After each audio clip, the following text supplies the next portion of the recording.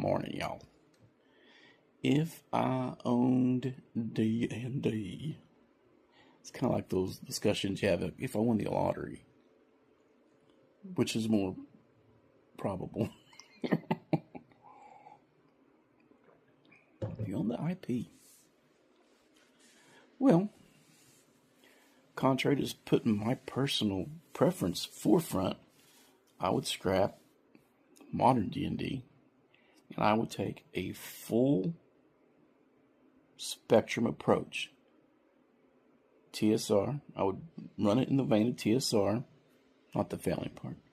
But instead of pushing one version of D&D, one edition, I would take a multi-format approach. It would make BX alongside AD&D, alongside 3.5, alongside 5e. All 4 or 5 editions fully supported. And it would reflect sales. So if sales were leaning towards one, that might get a little bit more publishing, but it would all be supported. So you can go into a store and you would see basic, advanced, modern, blah, blah, blah. And then when you had an original idea for a change, you would make it for BX, AD&D, across the board. It would be available in all 4 versions. Probably in limited releases, focusing on PDFs and print on demand. And when print on demand hit a certain threshold, that stuff would be printed and shipped out old style. I'd probably abandon the VTT, the company on VTT, and offer support for the ones that are out there. Cut back on licensing, protect the brand. I do like seeing the pinball machines. The D&D pinball machine stuff, I'm like, awesome. My D&D underwear, ridiculous. Ridiculous. My daughter bought it for me. They are comfy. Having a dragon on my crotch just seems kind of, I don't know.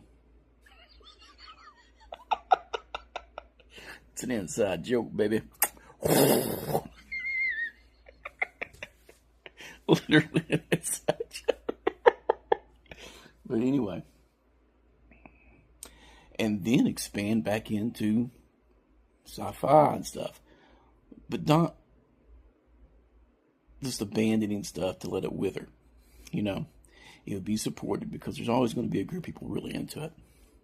It may be fairly niche, but the company having all that stuff and control growth. Don't get too big for your britches and collapse, which a lot of people do. It has to be positive growth. If it can't grow, you want to hold steady for a year. You don't want to shrink.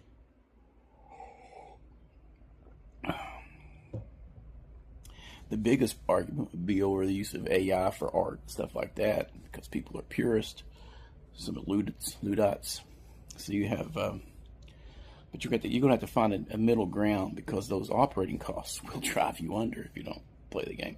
And just remember, it's a hobby. It's not a must. It's not needed for your daily existence. It is a hobby. It is a spare time thing.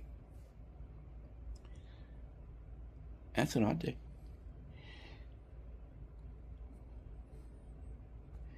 But I'm so into the OSR now that even if D&D as a monolithic corporate entity did that, I'd still be playing the system I'm playing. I'd still be playing Dragon Slayer. And I would take modules and I would modify them for my table as I see fit. That's it. I think the day of that corporate brand is it spawned the realms of imagination that used to be its catchphrase, and we don't need it. But it's kind of like your first love, you know. So it's always going to be there fondly. That's why it's so disturbing to see the degenerates doing what they do to it. And that'd be the first thing I do, fire all the degenerates completely. Be like, okay, we're going to have a big corporate meeting, and you fired, because you a degen, and you're a pervert. So you gotta go. That's it. I don't think it's all that important, but I think it's funny.